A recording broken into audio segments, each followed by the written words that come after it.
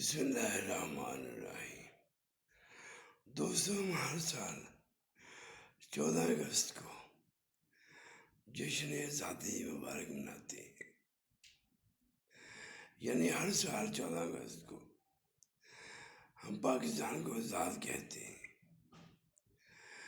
ہمیں صرف آزادی جو ہے بنیادی طور پہ ملی،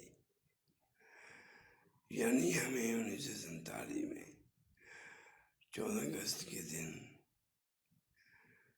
جو ہے آزادی ملی۔ وہ ایک خطہ پاکستان مل گیا، لیکن ہم ذہنی طور پہ آزاد نہیں ہوئے۔ جس مقصد کے لیے پاکستان بنایا تھا وہ تھی اللہ کی رسی۔